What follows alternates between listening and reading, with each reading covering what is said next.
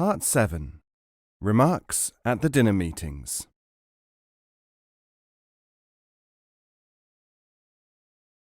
Satisfaction.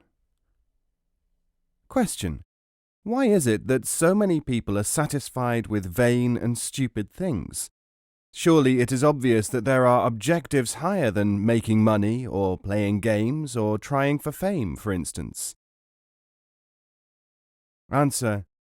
People can only do what they can do at any given moment.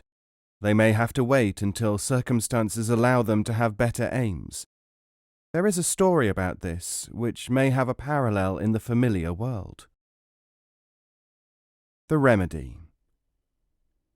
An insomniac went to a devout doctor for advice. "Memorize prayers and sit up all night repeating them," said the holy physician. "And will that cure my sleeplessness?" "No, but it will cease to annoy you." Bases and Essentials of Sufi Knowledge. A man once noticed a very large locked box, which seemed very old and was of curious workmanship, in the corner of the shop of one of the greatest merchants of Baghdad. On the outside was inscribed, "The Bases and Essentials of Sufi Knowledge." Now this man was interested, for he had been reflecting about the Sufis for many years, and reading their works and about their lives. He bought the box for a very large sum of money, and took it home. When he managed to open it, there was only a small piece of paper inside, on which was written, "The bases and essentials of Sufi knowledge are that you desire truth above excitement, and that you make your way to the teacher." Who is more spiritual? Question. How is it that higher ideas and deeper insights always come from the East? Answer. I can give you one of the explanations which are current in the East. It was known there at least as long ago as the Crusades, but I think that you will find it contains an interesting hidden reflection about human nature. It is related that a young man asked a sage, "How is it that the Franks have so much brute force, while we only have faith?" "Because," said the wise man, "when provisions for this world were being handed out at the beginning, they had the first choice." Recognizing it. A group of people all died at once in a catastrophe, and were surprised to find themselves in a world very much like this one. All kinds of entertainments and every possible facility were provided. They were amazed to learn that they were in hell. Those who wanted exciting lives got them. People who desired money received it. Ambitions of all kinds were fulfilled. There were many demons in attendance who helped everyone to do what they wanted. One day, known as Complaints Day, a number of the inmates went to the controlling demon and said, "We have a wonderful life, parties, riches, excitement, but we seem to be withering away, become unattractive to each other little by little, lose the belongings that come to us so easily." "Yes," said the fiend, "hell, isn't it?"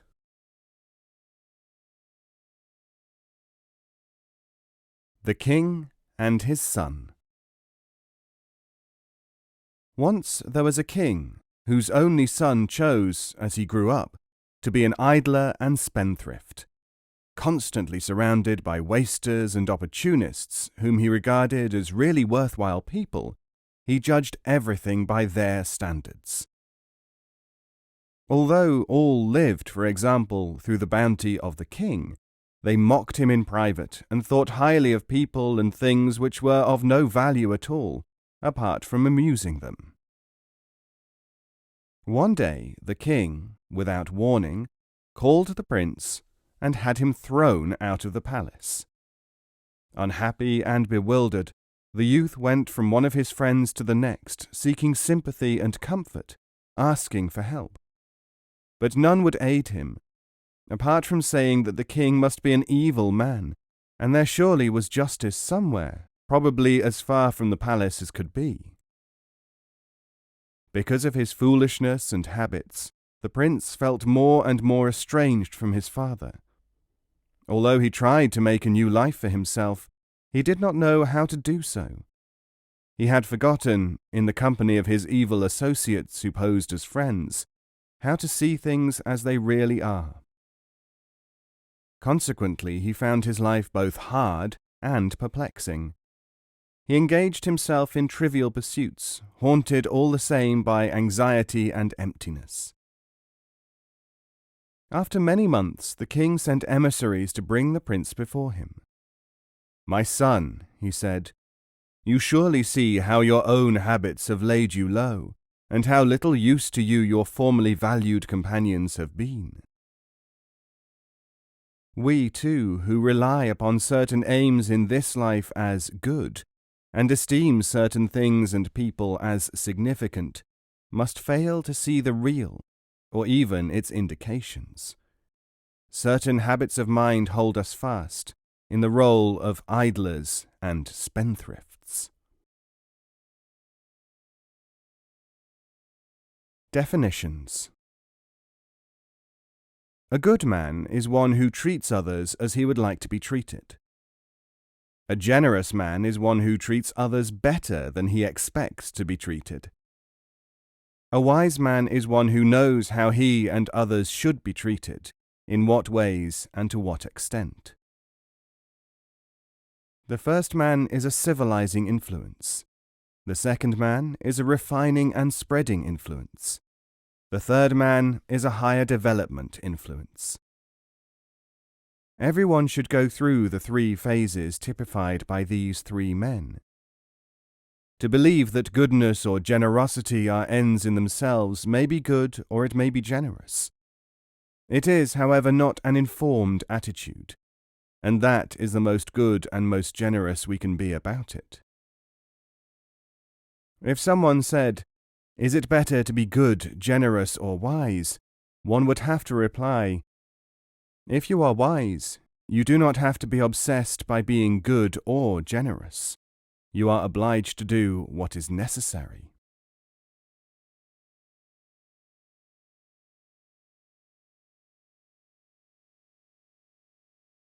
The Guru.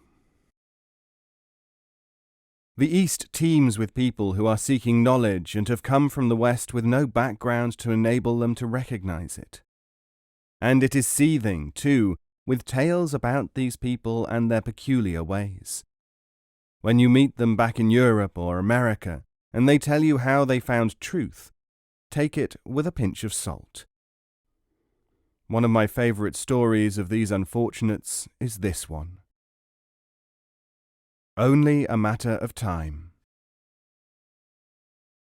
A Western seeker after truth went on a journey to the East with a number of photographs which a friend had given him of a supposed spiritual teacher.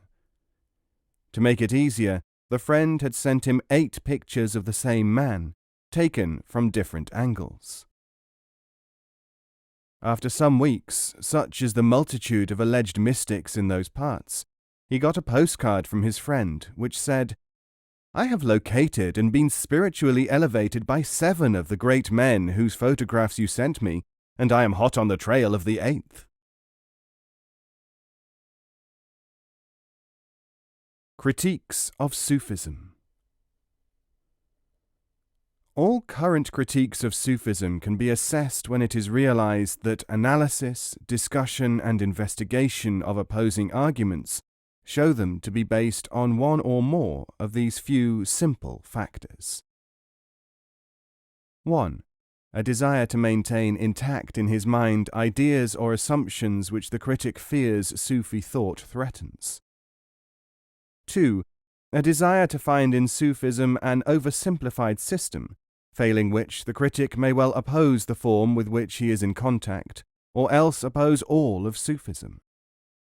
This is due to failing in the search for a mental model of Sufism which the critic may accept, one which accords with his prejudices, however formed.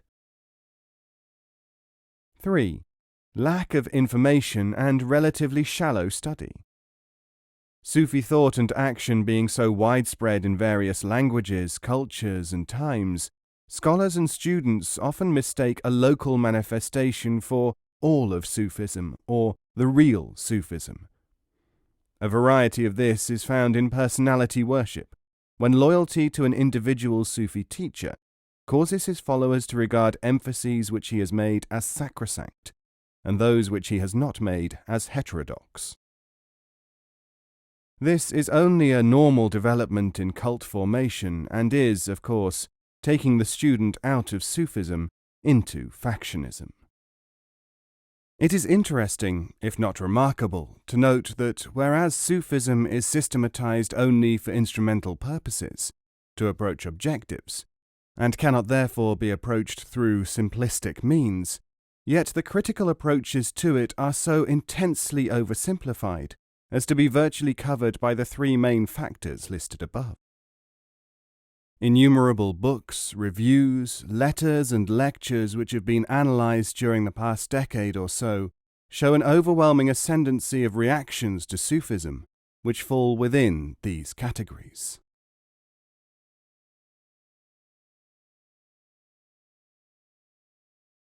Side effects. Question. Since I began to study Sufism, there have been many difficulties in my life. Or it may be that I notice things more than I did.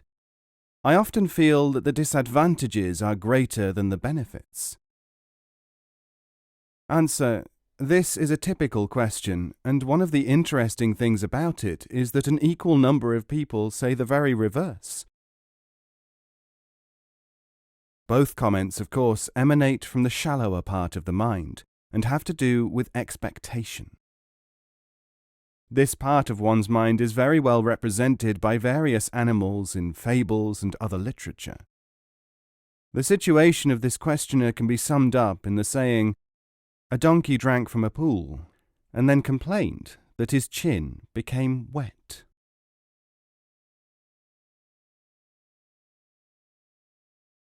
According to the best advice. Question. There is a widespread tendency today for people to amalgamate beliefs and rituals from all spiritual sources. Sufis, however, seem to say that truth is one, and forms vary and cannot be amalgamated. If all forms are only part of an ultimate truth, why cannot these forms be associated together? Answer. Because the forms date from various needs and epochs, and do not go together, any more than the wheel of a horse carriage will fit a motor car. Perhaps you have not heard the tale of Mullah Nasruddin when he was trying to build a house. His friends, all of whom had houses and some of whom were carpenters, builders, and so on, surrounded him. He was glad to have their advice. One after the other, and sometimes all together, they told him what to do. Mullah Nasruddin obediently followed the instructions of each one. When the building was finished, it looked nothing like a house. "That's funny," said Nasruddin. "After all, I did do exactly what everyone told me to." Sweets for the wise. There is a very ancient tale about two scholars, much respected in their communities, who were out for a walk one day, discussing people and affairs, when the conversation turned to the subject of a certain prominent Sufi. The first man of learning, whose favourite subject was literature and biography, said of the Sufi, "He is a true sage and a saint. He never takes anything for himself." The second savant, whose expertise was in religion and who had much experience of legal affairs, said, "He does not have to take, for people automatically give things to him. I am sure, however, that he would take if he could." Thus engaged, each offering in turn an anecdote about the Sufi to support his own contentions, the two reflective ones came upon a caravanserai. They entered it, attracted by the sound of a loud and animated discussion. Inside they found a woman, repeating to a circle of merchants, idlers, and others, "I have been divorced by my husband, and I have lost my marriage contract, by the terms of which I am entitled to half of his possessions if he divorces me. Now he denies having signed it, and the court will not listen to me. I have only a single copper coin to my name." The audience were offering suggestions to solve her problem, ranging from murder to prayer. The second scholar now suggested that the matter should be taken to the Sufi whom they had been discussing for his intervention. "In this way," he said to his companion, "we can establish whether he will in fact do anything for nothing." Now, since the Sufi was so highly respected, everyone agreed, and all present at once went to the place where this man of wisdom sat silently for an hour before dinner on one day a week.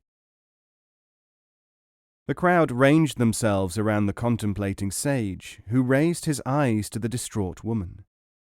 "What do you want?" he asked. And she said, "Respected sir, these two wise and kindly gentlemen have suggested that you might help me.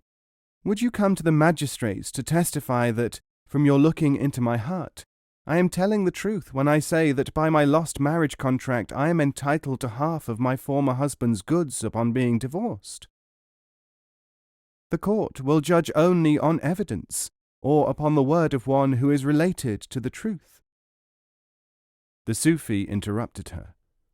"Before we do anything like that, you will have to do something else.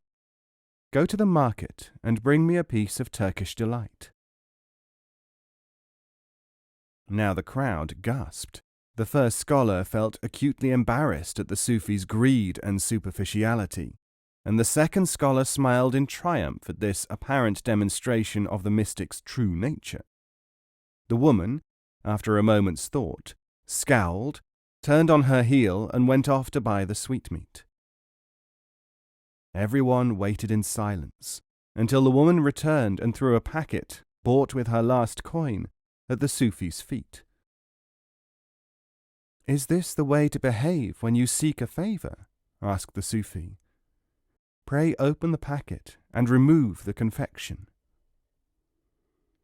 As the woman unwrapped the package, she saw that it was enfolded in a piece of paper, the very same one upon which was written her marriage contract. Now, of course, the crowd howled with delight at the miracle. The first scholar was filled with joy, and the second man of learning felt abashed and confused. When the members of the crowd had run off in all directions to spread word of the miracle of the great saint, and the woman and the two men of words still stood before him, the Sufi said to the woman, "Know that your needs can often be fulfilled, but that the way to achieve this is seldom by giving specific instructions to those who know better. Now go and get your rights." To the first scholar he said, "To judge a person as good through judgment based on superficialities is only slightly better than to judge him bad by outward signs. Try to learn what really is right, not to follow what happens to please you." To the second scholar he said, "For the bitterness of disappointment in what is really a shallow way of thinking, the remedy is to take something as paltry but more sweet. I therefore award you the Turkish delight, trivial to deal with trivial. As for the onlookers, they have had their sustenance, for they sought excitement." And although this happened many centuries ago, it is insisted by the wise that similar events can be seen by those who will see them, being played out in the world of today and every day.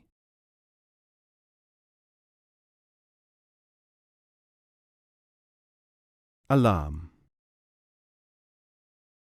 Question. The dangers of personality worship and the need for everyone to find his own way are the most attractive statements of a certain guru, who has many disciples all over the world. Should he not be listened to? Answer. There is a saying, "Do not fell a tree which is giving shade." Many people imagine that such gurus as this are holy and useful. They are, in fact, providing a distinguished social, though not a spiritual, service. Those who need this shade should certainly have it. As for others, they should be able to know what is shade and what is something else. The way to determine this is to look and see whether, in the words of another proverb, some people are feeding a flame and crying fire. A basic pattern. If you collect a number of the most frequent reasons said to be given by women to explain why they want something, you might be rather surprised when comparing them with supposedly less frivolous desires. I shall give examples from two lists. The first, reasons or justifications advanced by women. The second, taken from my own files, actual examples of reasons given to me why various correspondents think they should study to be Sufis. Number 1. It is good for my morale, versus I want to be happy or fulfilled. 2. It is from Paris, versus it is from the East. 3. Everybody has one, versus everyone is entitled to knowledge. 4. Nobody else has one, versus it is rare knowledge or for the few. 5. It is cheaper in the long run, versus it may be harder but it is more real. 6. It is different, versus it is different. 7. I have waited so long, versus I have waited all my life. 8. I like it, it must be right, versus something tells me it must be true. 9. I have always wanted one, versus the need has always been in me. There is no doubt that both the wanting of the adornment and of the more subtle spiritual satisfaction are varieties of an acquisition impulse in these cases. Sufis are aware that this stage must be passed. To get beyond this acquisition point, it may be necessary to reach it first, recognize it, and then discard it. There are 3 useful reflections which apply to the description and superseding of this state. 1. If I worship you for desire of paradise, exclude me from paradise. If I worship you for fear of hell, cast me into hell. Rabia. 2. The donkey which brought you to the door is not the means by which you enter the house. 3. First repent. Afterwards you have to repent your repentance. Impact.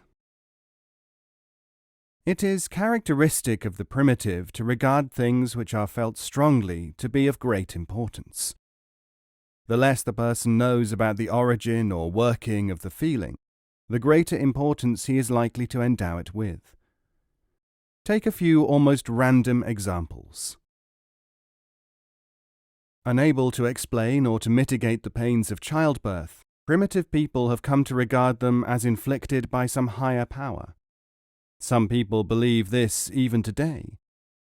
The sophisticated barbarian takes this thinking a stage further, and actually believes that the mother's love for her child is in direct proportion to the pain which she experiences during its delivery. This tells you nothing about mother love, but everything about those who believe this. If a primitive person or a child at a similar stage of mental development experiences a pain or a sense of joy in accidental synchronicity with some other event, he or she will often link the two, producing a sense of importance for what might well have been a trivial or irrelevant event. If you follow up the history of an individual who regards some personality as being of great importance in his life, you will always find that the personality has at some time engendered strong feelings of some sort in the other person. The fact is that emotion sensitizes the brain of the individual.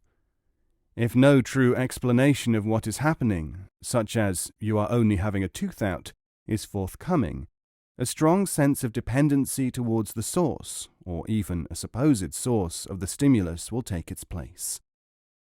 Instead of explanation, the brain will resort to quasi-explanation. Such a quasi-explanation may become so powerful that it can assume a dominant position in the mental picture of the individual. It is the conscious or unconscious policy of many religious, political, social, tribal, psychological, scholastic, and other dogmatic bodies to create this situation, in the expectation that, at the moment of greatest emotion, the commanding idea which is to take possession of the individual's mind will be the one which the system itself desires to propagate. This pattern may be seen repeated somewhere in virtually every system in the world. It also occurs repeatedly, randomly, and accidentally. When a person acquires a fixation upon some bizarre and unacceptable idea, the condition attracts the attention of psychological therapists. When it is harmless, it may not be perceived at all. When it is socially acceptable, the individual may even be rewarded, and the conditioning reinforced by each reward. In practical philosophies, we again and again find that the basic attempt, before the institutional or dogmatic phase, must be to enable the learner to see himself as the victim of such forces. By detachment from the operation of impact upon himself, he is able, theoretically, to prevent the operation of emotion in making him not himself, but a copy of someone else, or the product of a series of ideas. Until this stage of understanding is reached, indeed, all efforts to understand oneself, to find who one really is, are at best of latent value, because they will always be evaluated through the veil of the very obsessions implanted by the mechanisms just described.